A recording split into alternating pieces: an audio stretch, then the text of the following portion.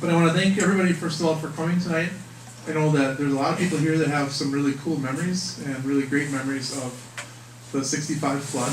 And the way this is going to work is I'm going to talk for, I hope, a short amount of time. And those of you that know me know that's difficult to do. But we have two other microphones that we're going to kind of pass around, and if people want to share their stories, once I'm done talking, we're going to have time for people to share their stories as well. I know there's a couple people, at least. Orland Brummer, where are you? I lost you. He left. Oh, see, he left. I know he's one that has some stories that I know I'm going to make sure he gets the microphone in his hand. But anyone else that wants to share will be glad to do that.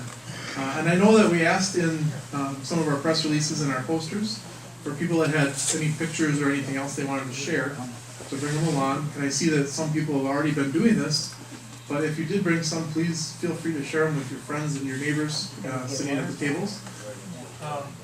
After we take some time for people to share their stories, we'll kind of let people mill around if you want, just to kind of take a look at some of that stuff if someone wants to share them. And hopefully it won't go super late so people can stick around a little bit to do that. All right, to start out with, I'm going to just give kind of a brief overview of what all happened with the flood, how it came about, and why the 65 flood got to be as big as it got to be. And then we'll kind of go through the history, or the days that went, the few weeks that went up to the flood, and then after the flood as well. So you can kind of get an idea. For those of you like myself that did not live through the flood, this is kind of a neat way to get some ideas of what actually happened. So first of all, what caused this extreme flooding? Obviously, it's pretty big, since in recorded history, no one has seen a bigger flood along our area of the Mississippi River. So first of all, what happened was in December of '64, we had extremely cold temperatures and very little snow. In fact, I think in La Crosse they said there was less than an inch of snow cover. And there was about a 15-day period in December where there was no snow cover at all. So as it was cold, the frost kept getting deeper and deeper. Many parts of the Mississippi River Valley that led to Alma and Cochran and Buffalo City and Fulton City had as much as 5 feet of frost at some point during the winter. So it was very hard to get that out of there. 1965 was the 7th coldest winter in Minnesota in the entire 1900s. And in Wisconsin, it was the 17th coldest winter, so it was an extremely cold winter to not have much snow. Then in March, what happened is we got snow. So not only did we get the deep frost, but then we had this new snow that came about right at the end of winter. In some parts of the Minnesota especially, they pretty much averaged 30 to 40 inches of snow in about I think there were 4 snowfalls in March. So pretty large snowfalls, you're talking 10 to 12 inches in some of these snows, some of these storms. In the La Crosse to Eau Claire area, it was probably 10 to 20 inches. So not as much, but still a significant amount for March. All of this, of course, had to melt eventually and run into the Mississippi River, which is why it was one of the other reasons we had so much. Throughout March, with the snow, we actually had pretty low temperatures. I think the temperatures were about 6.5 degrees lower than normal. Completely different than this March, in which it was the opposite. The lower than average temperatures meant that none of the snow that did fall didn't melt right away, which we typically see with the springtime thaw, is we have a slow melting and then it runs off or starts to soak into the ground. And then finally what ended up happening was at the very end of March, beginning of April, the temperatures started to warm up, and when they did, we got another 2.5 to 3.5 inches of rain, all within about a week's time. And I shouldn't say we, I like to say we, but I really mean the areas north of us in the watershed. Because the ground was still frozen so deeply, what happened was a lot of this melting and a lot of the rain had to just flow right into the river. Didn't have a chance to soak in, as we're always hoping it does. So that's kind of an idea of what the circumstances were that led up to it. I like to say it was kind of the perfect storm, so to speak, for a large flood in the Mississippi River. So I'm going to go by some dates here that kind of tie in with one of the newspapers and the local newspapers where there's some information that's not tied directly to the dates, but we're kind of close. So starting in April 15th, which is one of the dates that the Buffalo County Journal and the Cochran-Fountain City Recorder would have come out, we had some interesting information in the newspapers. First of all, President Johnson had announced he was going to start a trip to the area, because even though we weren't at the crest of the flood at this point, we all knew, everyone here knew that it was going to be a big flood, and there were already areas that were past flood stage by quite a bit, and so there was damage that was already happening. Of course, that's a pretty big deal when you get the president to come because of a disaster, so that was pretty big news in our area. One of the concerns in Wabasha and along the Nelson to Wabasha Dike, first of all, was that there was still a ton of ice in Lake Pepin. They were having trouble getting through the ice at this point. And so the concern with the warm weather was they were afraid the ice would break up really fast, and that these large flows of ice would come down the river and possibly take out the bridge in Wabasha. Those of you that know how great the Wabasha Bridge was can understand why that was a concern. So, obviously that didn't happen, which was a good thing. But it was interesting that in the Buffalo County Journal on April 15th, it talked about the water being about 2 feet below the dike road. But April 15th is actually the date that they closed the dike road to traffic. So it may have been a couple days earlier, kind of like today when the papers they're published a few days earlier, so you have that little bit of a delay. An interesting thing also in the papers was that there's a public notice, which you'll see in the next slide, that was posted in the papers from Dr. Bockiver and Mayor Kushner in Elma, asking to reduce the amount of water being put into the sewer system at the time. The sewer system was being protected with sandbagging, much like it was in Cochran and other areas. But they felt that because of the fact that they had to pump the sewage, or the sewer system had to pump even the stormwater sewer had to pump it uphill to get it back into the river, the less amount that you had, the better the pumps would last. And an interesting thing with pumps is I didn't realize this till I did this research. A lot of the bigger pumps that they used were pumps that maybe the Army Corps of Engineers or some other organization had, and these pumps kind of worked their way down the river as the flood did. They would, when there were pumps in use in Elma and Fountain City, as soon as they were done needing those pumps, even if they maybe had 8 pumps and they only needed 5, the 3 pumps they didn't need would get shipped down to maybe Iowa or Illinois, where they could be used again to help wherever there was a need. So it was a pretty neat system in the way that they were trying to prevent issues. Sandbagging began around the main control building of the Lockton Dam in Elma, and as many as 150 people were working at one time there. And as far as Elma went, sandbagging had also been started around Mr. Brecko's drugstore, so the old drugstore building, Dr. Bockiver's building, and the power plant as well. So there's a lot of, we don't have very many pictures of, close-up pictures of the power plant showing the sandbagging operations, but there's some pictures in there that you can see, you'll see later. In Cochran, village crews were checking basement drains. They were removing toilet stools and other items that could possibly be damaged by the pressure from the flood. And the local civil defense equipment was moved from the high school annex, which, and I don't remember exactly, Gary, I know you'd know. Where was the high school annex compared to here?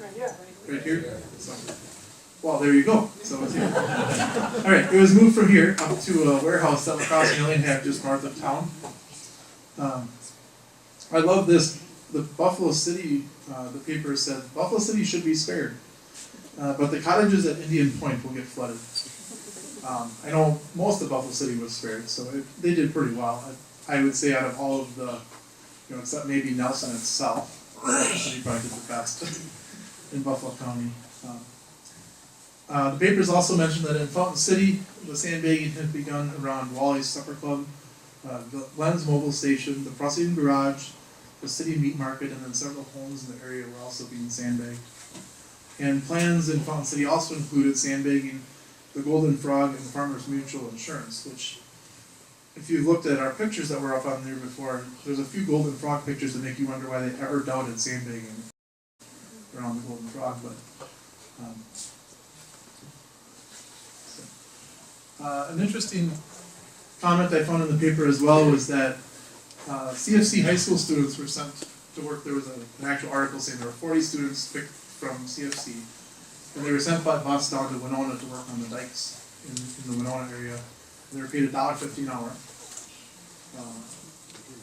which I've been told wasn't bad money in 1965, so, especially for a high school student. So here's just some of the pictures from our archives. This first one on the left is it's actually an aerial shot showing the dike road from Nelson to Wabasha. And the caption on the bottom says, "Looking toward Nelson on the dike road from Wabasha, the road was closed last Thursday and is rumored to have washed away in at least one spot." And it's a hard one to see because the newspaper wasn't the greatest, but the one in the middle, I was told that in order to be able to get through Fountain City, you had to go up through Eagle Valley and up to the bluff and then come down on the south side. But they put this little makeshift dike road through the River Street and then up just enough so you could get up to Main Street and go over and miss some of it. So I'm sure that this probably wasn't the ideal way. That dike was strictly for the boatyards. For the boatyards? Okay. You couldn't get out either end. Okay, so they wouldn't let anyone else use it You had then? to go up over the hills Yeah. to either end. Alright. See, that's why we have all you here, so you can help. Okay. And then way on the right is the notice that was in the Alma paper, the Buffalo County Journal, telling about the floods endangering the sewer system and how you should reduce your water use. Alright, on April 19th, the flood crested. That was a Tuesday, I believe, and so Easter, let's see, no, it was a Monday. Easter was on the 18th. Monday.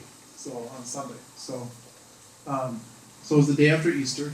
There's a story that I've heard several times, and I know that some of you probably heard it, that someone was taking their boat past one of the churches here in Cochrane, and they saw a muskrat sitting on the steps on Easter Sunday. And that he was the only person that showed up for church that day. Which you can understand why. In the newspapers, it talked about the fact that one spot along the dike road had washed away in Nelson. And then when they started talking about Alma, they mentioned in Alma the flood crested at 19.88 feet. And I wasn't living in the area in 2001 when we had our last big flood, but I know that most of our other floods have been not anywhere close to the 19-foot mark, much less that high. So records showed that over 450 different men worked on the sandbagging operations just at the lock and dam in Alma during that time. And after the river rose high enough, they actually had to start carrying bags over the pedestrian bridge. So if anyone's carried sandbags, and I know a few of you have, you had to climb up the pedestrian bridge, take them over, and then come back down again in order to get them over to where they were needed. They either did that or they even loaded boats, and they would take them by boat over the railroad tracks, because the railroad tracks were underwater at the time. River Street in Alma was under about 5 feet of water, so gives you an idea of how high it was. And one of my favorite stories of Alma, anyway, is that the city water building's basement was being kept really dry.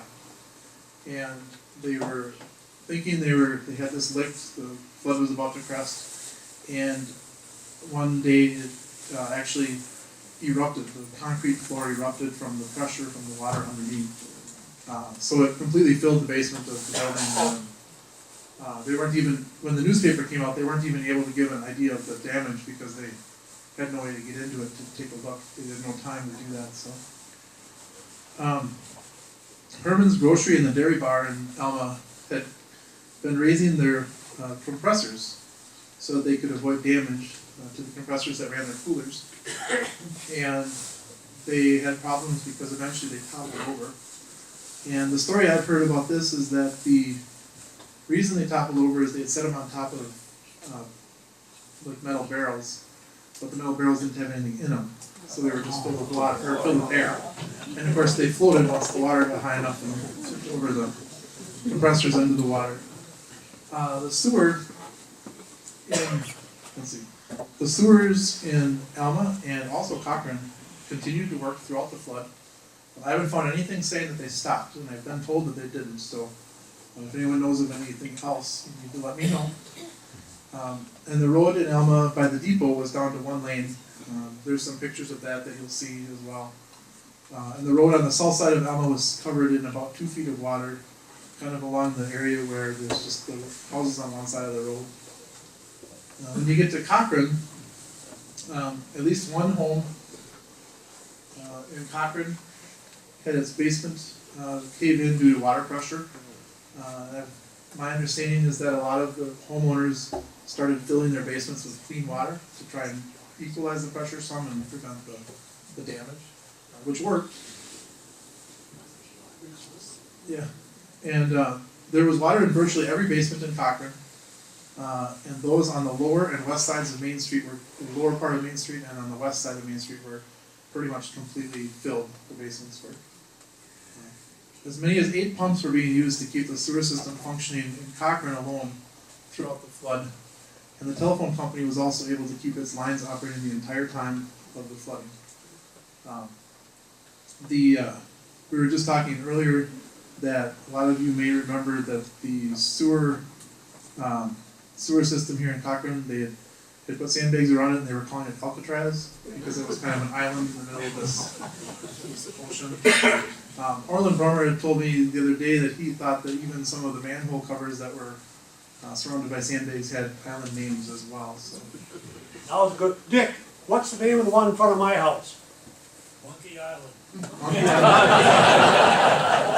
And Orland, you weren't even living there then. I should have kept my mouth shut.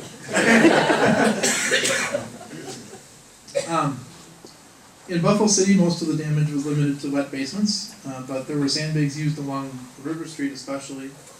Some of the photos that you can see around today and in our slideshows show the River Street damage. And being I live in Buffalo City now, I love the fact that the main landing on 10th Street, the boat landing on 10th Street, where you have to go quite a ways downhill to get to the water now, the water's up to the rest of the street level pretty much. It's just gives you that idea of how high that water really got. In Fountain City, the water rose to about 5 feet above the road, going from the H&F Rediger Lumberyard through to Chet's Insurance. And the biggest effort, according to the newspaper, the biggest effort made during the flood was to keep Wally's dry. And it seems like Wally's is always being tried. They always are trying to keep Wally's dry. But I think that's one of the unique parts of that building alone. An interesting thing to me is we were talking earlier about how disasters like this bring together a community. And the newspapers talked about, especially Fountain City, where volunteers from churches would get together and they would bring meals to the auditorium so that the workers that were doing the sandbagging and all that stuff would be able to go and get meals, a hot meal, and relax for a little bit of time while they were doing their work. It's something that you don't see today as easily, but it does happen. And even the Salvation Army had gotten into the mix by bringing some food, and the Red Cross had helped out with some funding for the food that was brought in. Here are some more pictures. I'm going to give you a few more pictures this time because this is when the flood was peaking. This, of course, is the Alma Dam. This is before the flood got to the crest on the left, and on the right it kind of shows you what it looked like from an aerial view after the right around the crest time.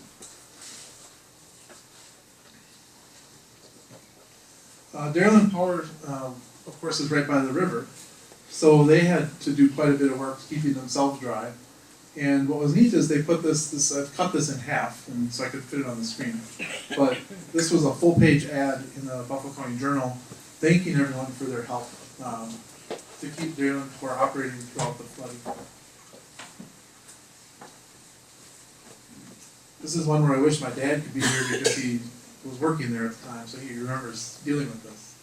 And I know it wasn't a very pleasant time for anyone working there. These are some great photos. I love the one on the left.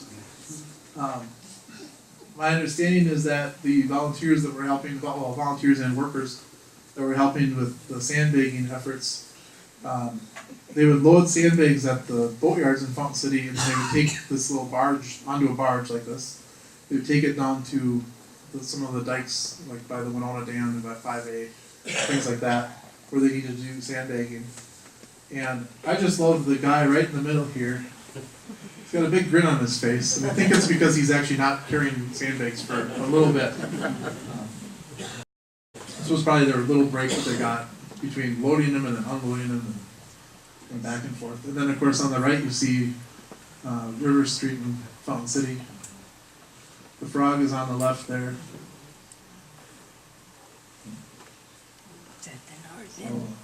I don't know if any of you guys recognize the left-hand picture here. This would be on the corner of where Owo takes off to go over to Buffalo City. There's a little stop sign there. And I don't know whose car that is, but where isn't it? Where is it? My house. Oh. Oh, okay. It's the corner turn that we come to the park. Yep. This shoulder goes away from us and then See, there you go again. The one on the right, I don't know if Carol Burmeister came, but Carol's husband and his family had a bunch of pictures from the flood. He's one of the 3 boys there trying to spear fish. That's in between Buffalo City and Cochran, I believe. That's what I was thinking too, was it was in that area. So, did you guys Steve. catch any? Steve Burmeister. Is that you, Steve? Yeah, Stand up, that's one of the guys on the spear. you gotta get some fish for out in the smoke, you know. So that just shows you can make lemons out of make lemonade out of lemons, right? When you're young, you don't care. So then we move on to April. Actually, I'm going to go back. April 29th, which was a week after, so a little bit older. Actually, it was 10 days after the crest. The newspapers in that week talked about a few things. Most of it was regarding the cleanup. For instance, in Alma, the fire department had a notice in there talking about what kind of guidelines you should follow when you're doing cleanup. Being very careful to not get scratches and things like that in the newspapers. The extension office in the UW extension office actually made a bulletin titled "First Aid for Flooded Homes and Farms" available at their office, and then they went ahead and put the bulletins in each of the banks in Alma, Cochran, and Fountain City so that people could get at them. I know it says first aid, which made me think it was a medical thing, but it's actually, when you see it, it was more like, how do you fix up your house, or how do you clean up your house after, or your farm, and what are dangers you have to watch out for, and things like that. So those were some really key resources for the people that lived here during the time. Mr. Wannick, the lockmaster in Alma, who surprisingly had started his job as a lockmaster about a month before the flood, so I'm sure he wasn't happy about that. He reported that the flood was about 4.5 feet over the lock walls in Alma, and as far as the Army Corps of Engineers, their records said that was the highest it went over a lock in any spot along the Mississippi that year. In Cochran, there was an ad that ran in the CFC Recorder that informed people from the CFC area that the Diocese of La Crosse was offering clothing, furniture, and household items to flood victims. They actually have a little, I'll show you this in a little bit, but they have a little coupon you could clip out and send in with your name and address and ask for help. So that was one of the other ways that people helped out. I love this, Cochran's gymnasium floor, buckled like a roller coaster, that's the quote from the newspaper. I don't know if anyone here remembers what that looked like. Yeah? Yeah, so pretty bad.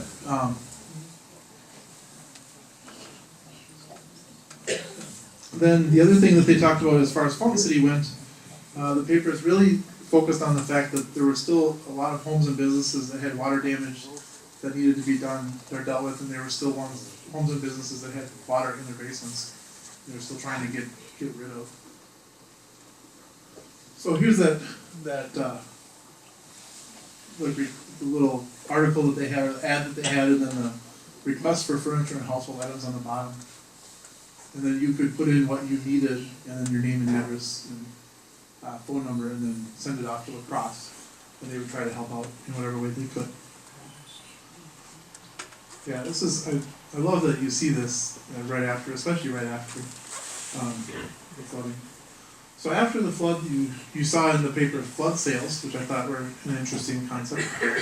Turton's Hardware in Alma had a flood sale to sell things like paint cans and other metal items that were gonna rust if they left them sit, and they figured, well, we'll sell them cheaper and get rid of them before they get bad for people. Charlie Zepp was appointed the supervisor for a program that helped Buffalo and Trumbull County provide jobs for youth that would clean up after the flood. And students were paid $1.25 an hour for up to 20 hours a week while in school, and up to 40 hours a week once school was complete for the summer. Alma, Cochran, and Fulton City, each municipality had to enroll in the program, but they all enrolled in the program right away, and groups like Mondovi, the town of Nelson, town of Belvedere, those type of other municipalities were researching it when the newspaper came out with the story, but they never really said if they did it or not. They called that the Neighborhood Youth Core Program. And in the July 1st paper, they reported, and I think there's articles in the back. In the July 1st paper, they reported 117 youth working on these types of projects in Buffalo County alone. Between Buffalo and Trumbull County, I think there weren't much more than that. So by August, this I think was a neat idea. Cochran held an appreciation day. I love this because I know there's some names here and some things here that you guys will remember. It says that Cochran area residents, this appreciation day was set for the Cochran area residents who helped with flood work. The celebration included the Art King Band, barbecued chicken, corn on the cob, ice cream and pop, a pee-wee ball game, and a treasure hunt, bicycle races, and then they finished up the day with an evening street dance featuring the Legends. I don't know if anyone here remembers the Legends, which was a band, I guess. So here's some of the flood sale on the left, you'll see. And then over on the right hand side, you'll see where it talks about the youth corps having 117 people. There's also, if you can see in the lower left corner of this, it talks about Red Cross flood assistance. Red Cross had given $4,575 in flood assistance at that time, which was quite a chunk of money in '65. So,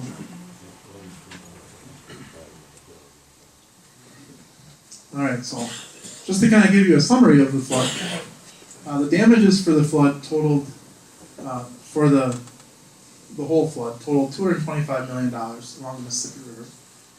And when you adjust it for inflation, that would be like $1.7 billion today. That's like 2 NFL stadiums. 75% of that damage occurred right along the main trunk of the Mississippi. Of course, when you think of like the Chippewa River and other rivers that feed into it, and there was damage along those. I think we have some pictures that from Durand. Durand had some pretty heavy flooding as well. And again, they have flooding a lot with the Chippewa, but of course it was a lot worse in '65. And estimates were that $300 million in damages were prevented just by the ability to forecast the flood, as well as all the work that was done with volunteers and workers that were hired to do the work, to sandbag and do all that. $2.25 billion, so they saved more than half of what could have happened, was saved, just by doing the work that they did.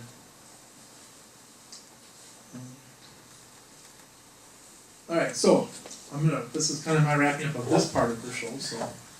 This is, if anyone has any questions later on, these are some of the sources we used to put together the program. I wanted to put them on here because there's kind of some neat things out there. The National Weather Service, if you go on the internet, the National Weather Service in La Crosse has a whole entire part of their website dedicated just to the 65 flood. It doesn't get into a lot of detail about Buffalo County, but it does get into a lot of detail about Winona, La Crosse, Red Wing, Wabasha. I kind of joked when I saw it. It seems like they went on the Minnesota side past Buffalo County and then came back. But they also have a lot of personal accounts that people either submitted to them or were collected by people doing oral history projects and things like that. So it's kind of a fun one to take a look at. And there's also, for those of you that don't know, the newspapers like the Journal and the Recorder, as well as the Montague Herald, are available in our office at the Historical Society. So we actually can look at them on microfilm, and we've got them from basically the inception of the newspapers up until 1980 approximately, 80 or 81 depending on the paper. And the Winona Daily News, their newspapers, if you have the internet, their newspapers are all online from, again, 1860s up until 1975 approximately. So if you have the internet, that's a great way to do some research of your want to learn more about something in the area. We use it all the time because even though we're not in Winona, they talk a lot about what happened in the Buffalo County areas. And we, a lot of times, will have someone come in and say, well, I know this happened, but I don't know when. And if it's a big enough event to make the paper, then we can search for it and give some ideas. So. Now, I'm going to see if any of you guys would like to share stories of the flood from your own experiences. I think that there's a few people out here that have some good stories to share. So, otherwise, I'm going to just call on Orland.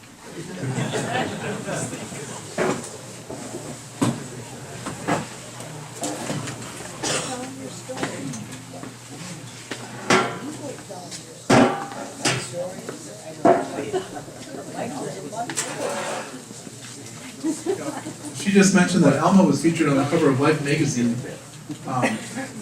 and I think we have a copy of that in our office. I'll do that. Hopefully that one works. Testing 1, 2. The first thing that I remember when I found out that I was going to be up here was Mrs. Flora Florine. Where's Dave? Dave Florine? Mrs. Flora Florine was an aunt or a great aunt of yours. Is that how it works? Died on May 8th from flood-related illness, and she was an elderly lady living at, I'm not too sure what part of Concord. I remember what I was wearing during the flood, and my belt buckle and my shoestrings still fit.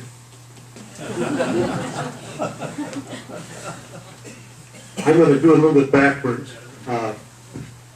Three friends that spent 6 years with me in the Arcadia National Guard, and my brother Dan, who spent a few months less than 6 years with me in Arcadia of the National Guard, and I were called to Fountain City. After we sandbagged for 24 hours, we found out that we were there for traffic control. And Dan had it made. He was 21. So he legally went down and worked for how much, Dan? $4.50 an hour. And when we were activated, he and my cousin Pete Miller, who were supposed to be activated, they kept hiding from our fearless leader because they're making $4.50 an hour. And Gene and John and I were making somewhere between 11 and 17 cents an hour. But we got paid on a 24-hour day. And eventually, they caught up with Dan and Pete, and Dan and Pete had to go home and change clothes and come back to work for the same price we were. And after we sandbagged close to 24 hours, we had a little break, and during our little break, we ended up checking out the bars in Fountain City. And the 32nd Infantry had been decimated just before we all joined. The guys got back from Fort Lewis, Washington, and they all got out because they didn't want to be part of the group fighting the commies. And then as high school seniors, the 4 of us joined, and another 18 of our classmates joined. And by the time we got down to Fountain City, we were 64 graduates, and Dan was 60. By the time we got down to Fountain City in 65, I would say 80% of the guys bar hopping on the night that we went bar hopping were not legal drinking age. The 4 of us were right at 18 going on 19, and Dan had just turned 22. And we eventually got into traffic control. And I'd like to get into more details about what we did in Fountain City. It's probably immaterial. We helped the civilians sandbag the dike between Lock and Dam. I always forget what's called Winona Dam or the Fountain City Dam 5A. We helped raise the dike, and with getting 11 and 14 cents an hour, we had one little guy, Pee Wee Shuck, who got into a row with a civilian because Pee Wee was carrying, like all of us, were carrying 2 bags. Because if we got that barge unloaded, we could head back home and get a little rest. Well, they had another barge we didn't know about, so we were getting our 11 to 17 cents an hour, and the civilians were getting somewhere between $2.50 and $6 an hour, depending on who you talk to, and they only wanted to carry one bag because they wanted to stretch the job out. They weren't worried about river crest.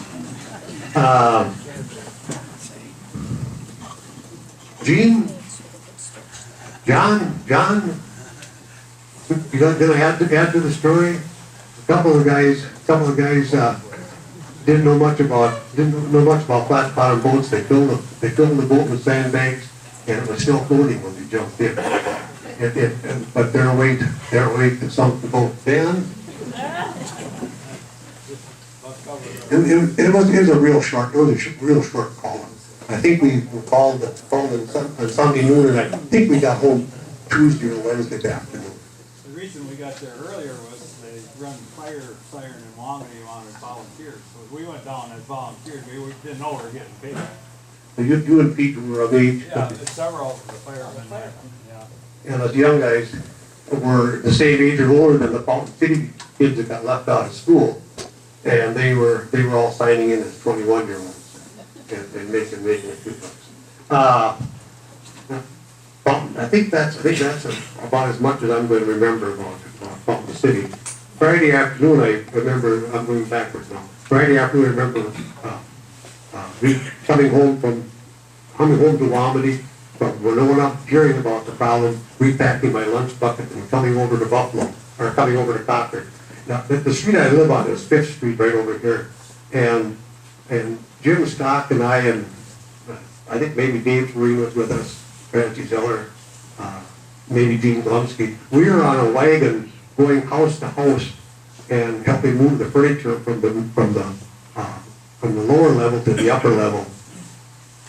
And on the other side of the street, the pontoon boats. And one of the pontoon boats that Glenn Pagans had a long shaft motor, and the long shaft motor did not bang on the street on 5th Street. The churches were all islands, and we've got some real experts here. Al Farner, right here, said he spent a lot of time at the telephone office, and he was living on the upper side of Main Street, so he personally was not in a major problem. How about your basement?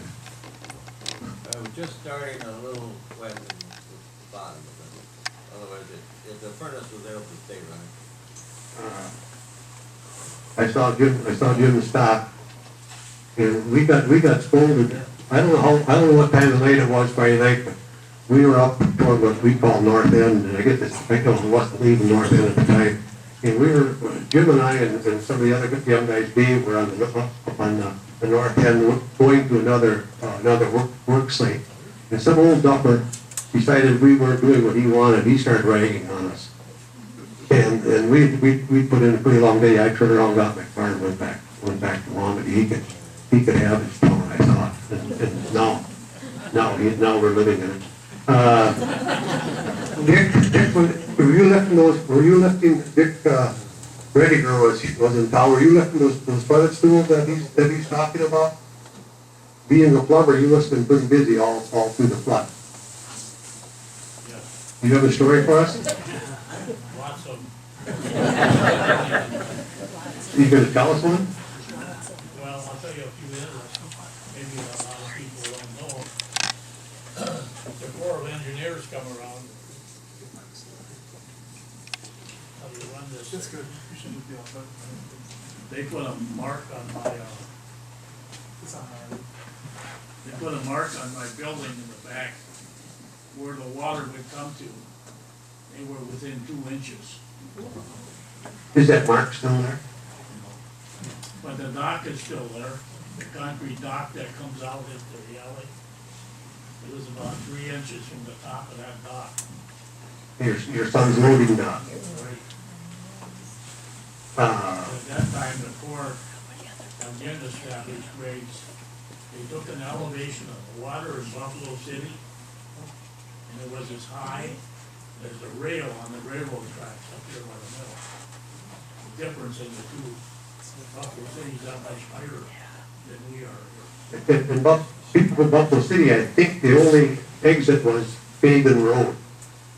I think Now every, you could go out by the cemetery if I remember right. you could get out there. Yeah. There's the people I remember we're talking about Fagan Road. Now the official dike is, I think, 00. And if Cochran are ever gonna get flooded again, 00, I think, is the official dike.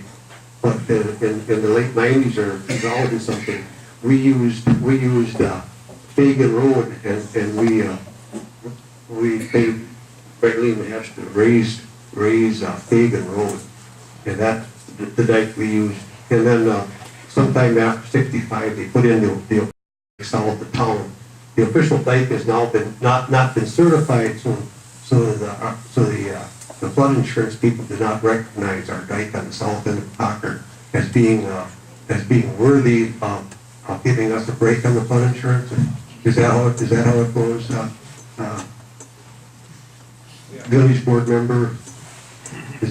Yeah, and the village president being, we got a board member and we got a village president sitting here too. More than as I remember that. Dr. David Bowman, on the bluff side of the tracks, the county put a dike up on that road. Temporary dike. Okay. It was afraid the water was gonna break through up there, and come into Cochran. Then we would have been as high as Buffalo City. Our water in Cochran comes from below the dam down here, below the dike that goes down by, Spring Lake. Backs up that ditch. Let's see, all of Cochran and all of Elma actually share the same pool. So in theory, the elevation in Elma and the elevation in Buffalo City is the same because they share the same pool. How does that sound? No, your Cochran is 5A pool, But we're, because you come up behind the dike, see, but this side of Elma is still in that same area. 5, Five. that'd be 5As. Oh, okay. The head of 5A would be the water here, because you backs up all the way up here. I know Ronnie Penning was working for the village, and he brought some markers that they are permanent, and he has the numbers on to help figure out just what the elevation is. And Don Calder, where's Don? Donnie was on the village council? Were you president at the time? No, I was on the board, but, when you talk about Buffalo City, if the water would have came in from above town here on the county truck, we would have had, town would have been devastated, because that water was, the whole town would have been flooded. With this water coming in from below, we control that. I think, we sandbagged the sewage plant and the telephone company. I think there was really one home in the flood area that was really saved, was Dutch Basers. And we did a lot of busy work. But we had a lot of help from the neighboring farmers, and it was, like we talked about that benefit dinner we had. We call that.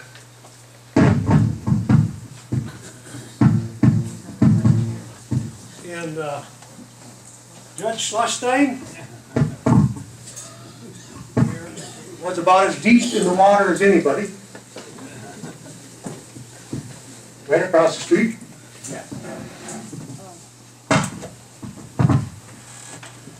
Well, at that time, I lived in a house that was directly across the street from here, and we, and at one time here in the annex, here, we had a meeting afterwards with the U.S. engineers when they were talking about coming in here and what we would need to build the dam.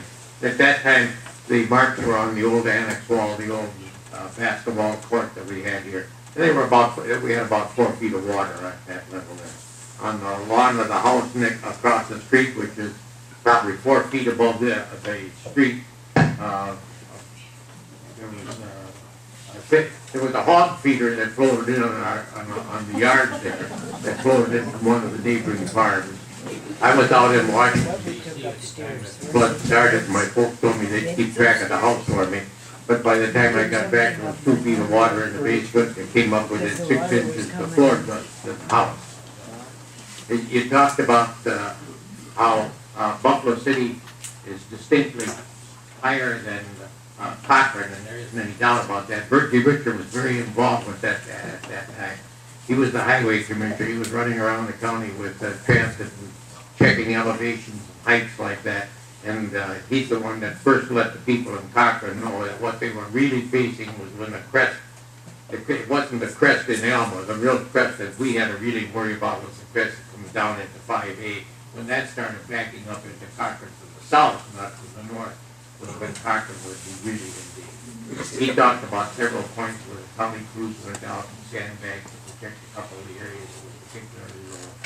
I remember he was also very involved up there on the Dyke Road to Wabasha, and the county crew was out there a lot of the time there protecting that particular area there, and that they were trying to sandbag to save some of the bridges there when he was telling about how all of a sudden the whole metal bridge started to vibrate like that, and they pulled all the 20 equipment out of it right away so that it didn't go along, didn't actually take the bridge along when it came that close to it.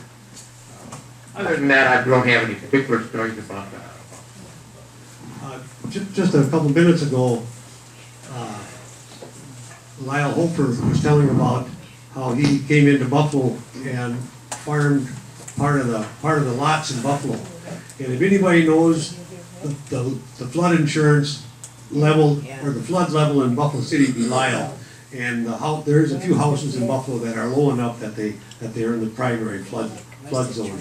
And you can if you drive over to Buffalo, it's to the right driving into Buffalo. As you get into town, you can see the low spots. Have I gotten the village people that were primary? They were fishing off the corner there by the old bank corner and the bowling alley. They were fishing off the corner there, and actually some of the kids were catching fish. And the stories that I remember are always this tying up stories. We tied up our boat at, and then they mentioned the place. And the corner of Main Street where Rudy's store was is always mentioned as a place where people tied up boats. And there were a lot more places that they tied up boats, but that's the primary area. And I took a boat from across the street here and rode all the way up to directly across the street from my father's house, which at that time was very close to the present North End Bar.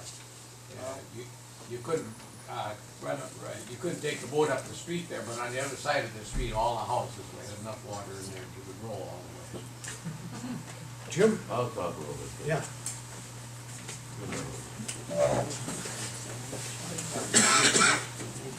Well, I didn't get into the, I didn't get into the sandbagging very much, except a little bit over here where Scott Gredinger lives. Milt Rohr lived there.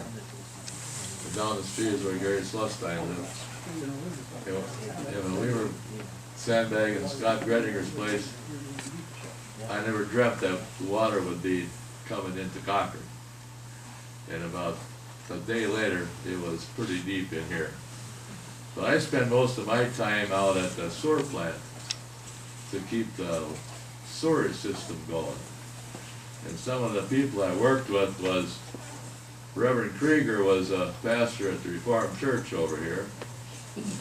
Harley Everson, which lives across the street, he helped out there. And the minister from Full Gospel Assembly worked out there. And here's somebody that everybody knows is Bobby Heyer. Him and I were the first people out at the sewer plant. And I think one of the first days, him and I worked like 30 hours out there.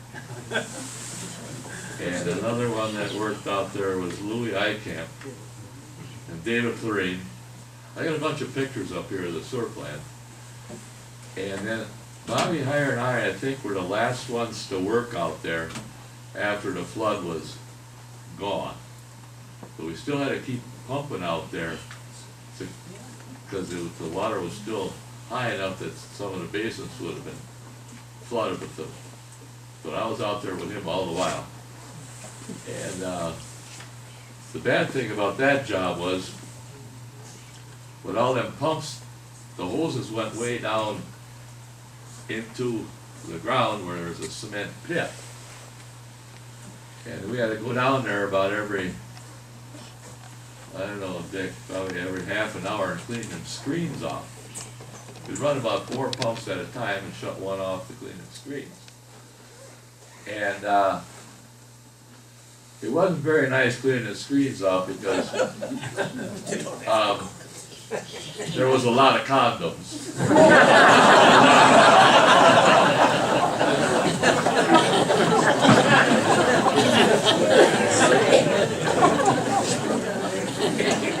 But as much as I got here, there's quite a few of all houses in Cochran and the sewer plant. And it was different, I'll tell you that. Was there a baby boom after that? I don't think it could have been because we were all protected. That's all I got. Does anyone else have anything they want to add?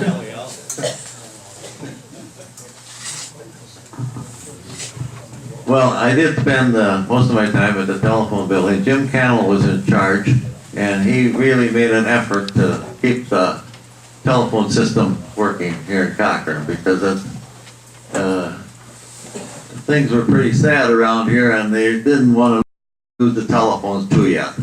And I do remember Easter Sunday, we pulled the pontoon boat up to the front of the gym there. The gym was where the parking lot is now at the VFW. And I don't remember who all was involved. I know Ralph Lay was one of them. And he went in for the gym, and then we pulled the pontoon back around and parked it over here on the side, and came in, and he retrieved, I don't remember what he retrieved, books or files or whatever it was. And one other thing, the Village Hall was brand new in Cochran at that time, and that became kind of the nerve center of the whole operation. And there was food brought in, volunteers, people that had troubles of their own were helping people, you know. And I seem to remember a remark of one of the National Guard guys. He made the remark that you people never sleep, but you sure eat well. So. All right, is there anyone else that wants to share something?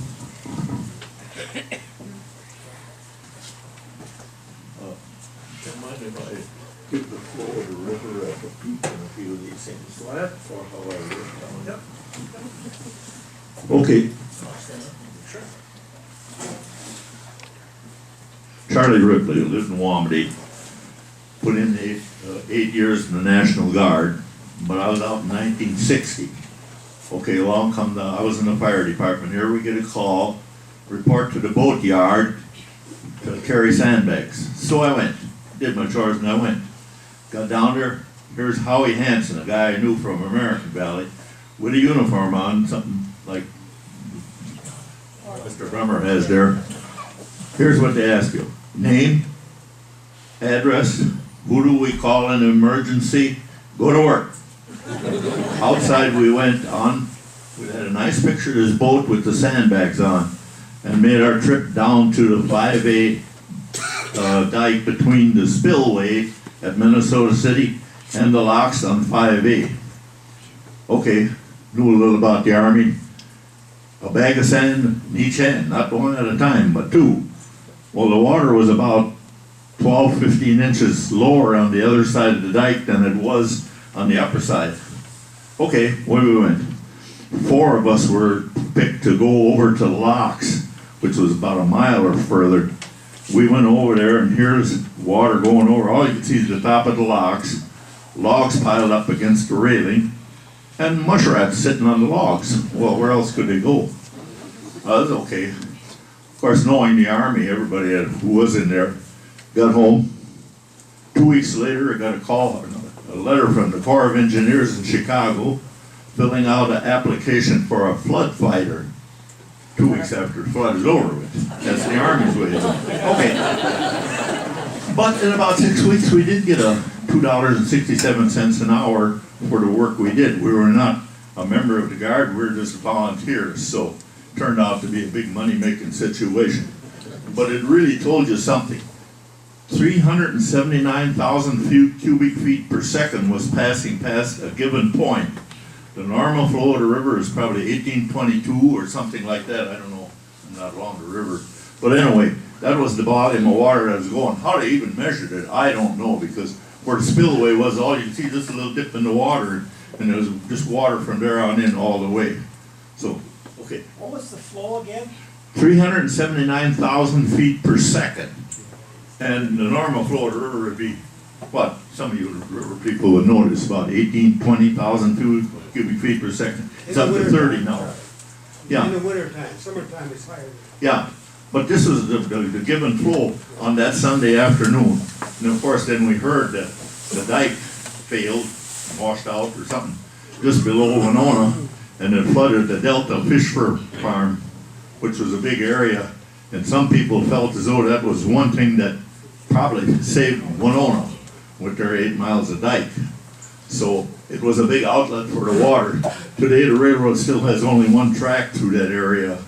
And I don't know why they didn't put in 2, because with the traffic they have now, you'd think they could use it.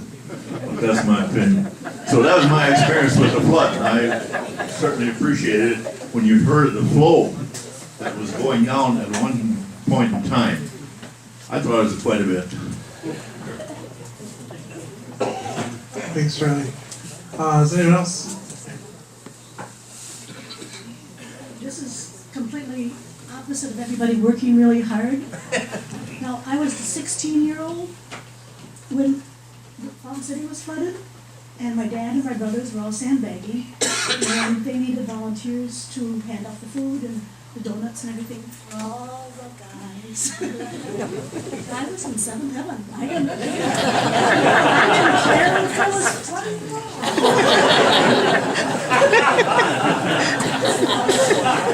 Well, they say history has more than one side, so.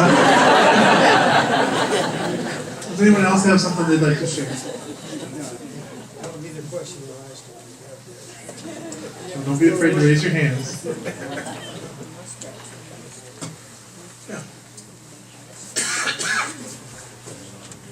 I recall on old Highway 35 above Fountain City, there's a whole string of cars. I don't remember if that come from Venables lot. They brought the cars over from Winona and they had them all on that old 35 up on that upper, where you go up YY.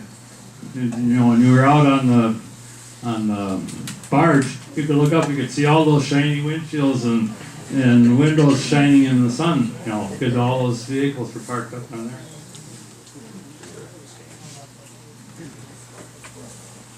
All right, anything else you guys wanna share?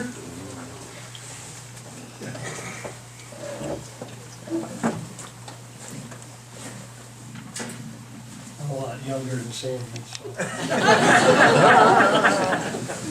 Your classmates? My brother and I were 14 and 15, so Dad was working like 16, 18 hours. Is this on? Okay. So Dad was working 16, 18 hours down at the Corps of Engineers. So he come home at midnight and got my brother and I up, and we had to head up to Indian Point and get our, we live right down the street here. We had to get up and go to Indian Point and get our boat and bring it back, tie it up to the porch, and he says, when you get up in the morning, he says, you're gonna have to take Mom and younger brother, who's just turned 50, you're gonna have to take them across the lake, he said, because the water's gonna be coming across here. And he was right. We got up in the morning, the boat's sitting there floating, just bobbing away. Get off of the porch, take them across, and then, of course, us being 14 and 15, we had a ball. I mean, we hauled sandbags, and we only got 65 cents an hour. Where does all this back pay come from? I didn't get paid anything.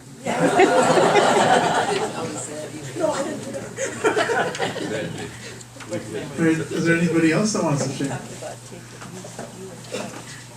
Now, all these people, there's gotta be some good stories here, so some even more good stuff.